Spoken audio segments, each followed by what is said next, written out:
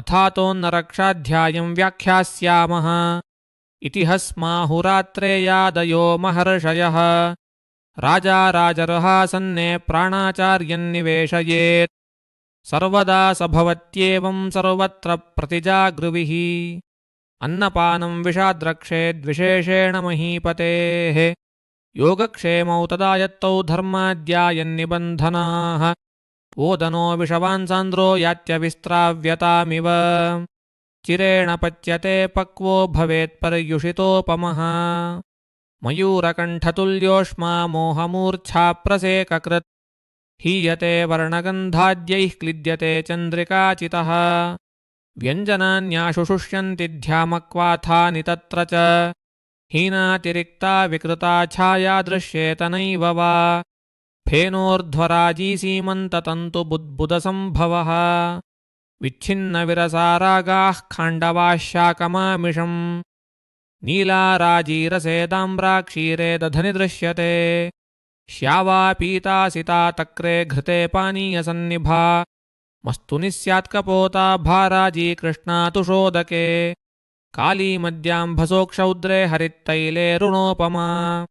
पाकः फलानामामानां पक्वानां परिकोथनम्। द्रव्याणामर्धशुष्काणां स्याताम्लानि विवर्णते। मृदूनां कठिनानां च भवेत् स्पर्शविपर्ययः। माल्यस्य स्फुटिताग्रत्वं म्लानिर्गन्धान्तरोद्भवः। ध्याममण्डलता वस्त्रे शदनन्तन्तुपक्ष्मणाम्। धातुमौक्तिककाष्ठाश्मरत्नादिषु मलाक्तता। स्नेहस्पर्शप्रभाहानिः सप्रभत्वन्तु मृण्मये। विशदश्यावशुष्कास्यो विलक्षो वीक्षते दिशः। स्वेदवे पथुमांस्त्रस्तो भीतस्खलति जृम्भते। प्राप्यान्नं सविशन्त्वग्निरेकावर्तस्फुटत्यति। शिखिकण्ठाभधूमार्चिरनर्चिर्वोग्रगन्धवान्। म्रियन्ते मक्षिकाः प्राश्यकाकः क्षामस्वरो भवेत्। उत्क्रोशन्ति च दृष्ट्वैतच्छुकदात्यूहसारिकाः। हंसः प्रस्खलति ग्लानिर्जीवन् जीवस्य जायते। चकोरस्याक्षिवैराग्यं क्रौञ्चस्य स्यान्मदोदयः। कपोतपरभृद्दक्षचक्रवाकाजहत्यसून्। उद्वेगं याति मार्जारः शकृन्मुञ्चति वानरः। हृष्येन्मयूरस्तदृष्ट्या मन्दतेजो भवेद्विषम्। इत्यन्नं विषवज्ञात्वा त्यजेदेवं प्रयत्नतः। यथा तेन विपद्येरन्नपि न क्षुद्रजन्तवः। पृष्ठे तु कण्डूदाहोष्याज्वरार्तिस्फोटसुप्तयः। नखरो मच्युतिः शोफस्येकाद्या विषनाशनाः। शस्तास्तत्र प्रलेपाश्च सेव्यचन्दनपद्मकैः। ससोमवल्कतालीपत्रकुष्ठामृतानतैः। लालाजिह्वोष्ठयोर्जाड्यमूषा चिमिचिमायनम्। दन्तहर्षो रसाज्ञत्वं हनुस्तम्भश्च वक्त्रगे। सेव्याद्यैस्तत्र गण्डूषाः सर्वं च विषजिद्धितम्। आमाशयगते स्वेदमूर्च्छाध्मानमदभ्रमाः। रोमहर्षो वमिर्दाहश्चक्षुर्हृदयरोधनम्। बिन्दुभिश्चाचयोऽङ्गानां पक्वाशयगते पुनः। अनेकवर्णं वमतिमूत्रयत्यतिसार्यते। तन्द्राकृशत्वं पाण्डुत्वमुदरं बलसंक्षयः। तयोर्वान्तविरिक्तस्य हरिद्रे कटभीङ्गुडम्। सिन्धुवारितनिष्पावबाष्पिका शतपर्विकाः। तण्डुलीयकमूलानि कुक्कुटाण्डमवल्गुजम्। नावनाञ्जनपानेषु योजयेद्विषशान्तये। विषभुक्ताय दद्याच्च शुद्धायोर्ध्वमधस्तथा। सूक्ष्मन्ताम्रजः काले सक्षौद्रं हृद्विशोधनम्। शुद्धे हृदि ततः शाणं हेमचूर्णस्य दापयेत्। न सज्जते हेमपाङ्गे पद्मपत्रेऽम्बुवद्विषम्। जायते विपुलं चायुर्गरेऽप्येष विधिः स्मृतः। विरुद्धमपि चाहारं विद्याद्विषगरोपमम्। आनूपमामिषं माशक्षौद्रक्षीरविरूढकैः। विरुध्यते सह बिसैर्मूलकेन गुडेन वा। विशेषात्पयसा मत्स्या मत्स्येष्वपि चिलीचिमः। विरुद्धमम्लं पयसा सह सर्वं फलं तथा। तद्वत्कुलत्थवरककङ्गुवल्लमकुष्टकाः। भक्षयित्वा हरितकं मूलकादिपयस्त्यजेत् वाराहंशाविधानाद्याद्दध्ना पृषतकुक्कुटौ आममांसानि पित्तेन माशसूपेन मूलकम् अविङ्कुसुम्भशाकेन बिसैः सह विरूढकम् माशसूपगुडक्षीरदध्याज्यैर्लाकुचं फलं कदल्यास्तक्रेण दध्ना तालफलेन वा कणोषणाभ्यां मधुना काकमाचीङ्गुडेन वा सिद्धां वा मत्स्यपचने पचनेनागरस्य वा सिद्धामन्यत्रापात्रे कामात्तामुषितान्निशाम् मत्स्यनिस्तलस्नेहे साधिताः पिप्पलीस्त्यजेत् कांस्ये दशाहमुषितं सर्पिरुष्णं त्वरुष्करे भासो विरुध्यते शूल्यः कम्पिल्लस्तक्रसाधितः एकध्यं पायससुराकृशराः प्रवर्जयेत्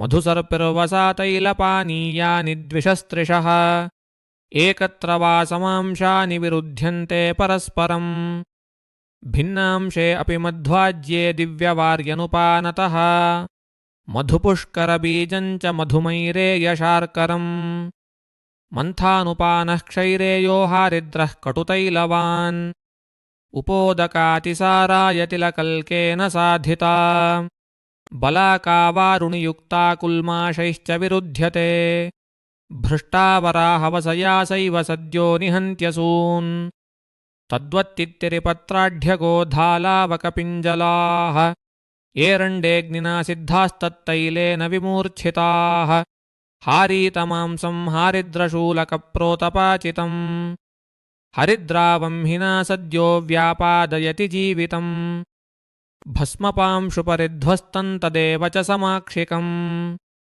यत्किञ्चिद्दोषमुत्क्लेश्य न हरेत्तत्समासतः विरुद्धं शुद्धिरत्रेष्टा शमो वा तद्विरोधिभिः द्रव्यैस्तैरेव वा पूर्वं शरीरस्याभिसंस्कृतिः व्यायामस्निग्धदीप्ताग्निवयस्थबलशालिनाम् विरोध्यपि न पीडायै सात्म्यमल्पं च भोजनम् पादेनापथ्यमभ्यस्तं पादपादेन वा त्यजेत् निषेवेत हितं तद्वदेकद्वित्र्यन्तरीकृतम् अपथ्यमपि हि त्यक्तं शीलितं पथ्यमेव वा सात्म्यासात्म्यविकाराय जायते सहसान्यथा क्रमेणापचिता दोषाः क्रमेणोपचिता गुणाः सन्तो यान्त्यपुनर्भावमप्रकम्प्या भवन्ति च अत्यन्तसन्निधानानां दूषाणां दूषणात्मनाम् अहितैर्दूषणं भूयो न विद्वान् कर्तुमर्हति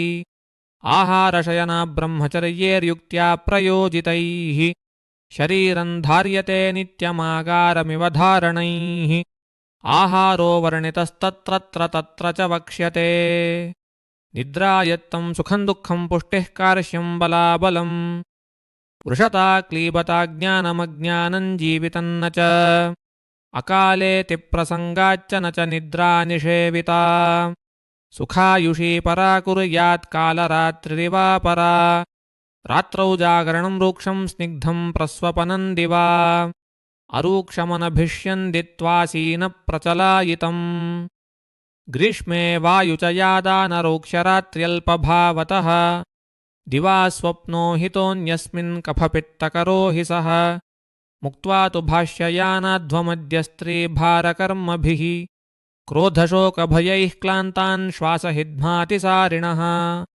वृद्धबालाबलक्षीणक्षततृक्षूलपीडितान् अजीर्ण्यभियतोन्मत्तान् दिवा स्वप्नोचितानपि धातुषेऽन्तथाशां लेष्मा चाङ्गानि पुष्यति बहुमेधः कफाः स्वप्युस्नेहनित्याश्च नाहनि विषार्तः कण्ठरोगी च नैव जातु निशास्वपि अकालशयनान्मोहग्वरस्तैमित्यपीनसाः शिरोरुक्षोऽफृल्लासस्रोतो रोधाग्निमन्दताः तत्रोपवासवमनस्वेदनावनमौषधम् योजयेदतिनिद्रायां तीक्ष्णं प्रच्छर्दनाञ्जनम् नावनं लङ्घनं चिन्तां व्यवायं शोकभीक्रुधः येभिरेव च निद्राया नाशश्लेष्मातिसंशयात् निद्रानाशादङ्गमर्दशिरो गौरवजृम्भिकाः जाड्यग्लानिभ्रमापक्तितन्द्रारोगाश्च वातजाः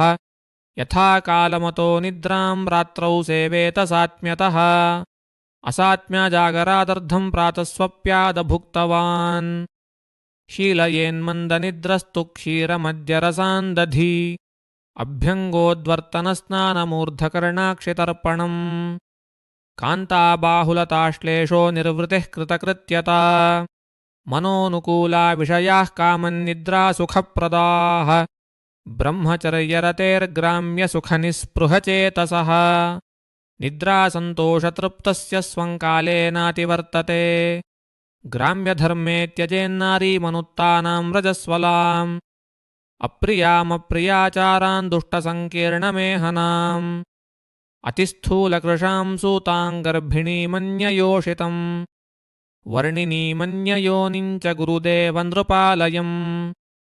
चैत्यश्मशानायतनचत्वराम्बुचतुष्पथम् पर्वाण्यनङ्गन् दिवसं शिरो हृदयताडनम् अत्याशितोद्धृतिः श्रुद्वान् दुःस्थिताङ्गः पिपासितः बालो वृद्धोऽन्येगार्तस्त्यजेद्रोगी च मैथुनम् सेवेत कामतः कामं तृप्तो वाजीकृतां हिमे त्र्यहाद्वसन्तशरदोः पक्षाद्वर्षानि दाघयोः भ्रमक्लमौरुदौर्बल्यबलधात्विन्द्रियक्षयाः अपर्वमरणञ्च स्यादन्यथा गच्छतस्त्रियम् स्मृतिमेधायुरारोग्यपुष्टीन्द्रियशोबलैः अधिका मन्दजरसो भवन्ति स्त्रीषु संयताः नानानुलेपनहिमानिलखण्डखाद्यशीताम्बुदुग्धरसयूषसुराप्रसन्नाः सेवेत चानुशयनं विरतौ रतस्य तस्यैव माशु वपुषः पुनरेति धाम श्रुतचरितसमृद्धे कर्मदक्षे दयालौ भिषजि निरनुबन्धन् देहरक्षान्निवेश्य भवति विपुलतेजस्वास्थ्यकीर्तिप्रभावः स्वकुशलफलभोगी भूमिपालश्चिरायुः इति श्रीवैद्यपतिसिंहगुप्तसूनुः श्रीमद्वाग्भटविरचितायामष्टाङ्गहृदयसंहितायां सूत्रस्थाने नरक्षा नाम 7मोऽध्यायः।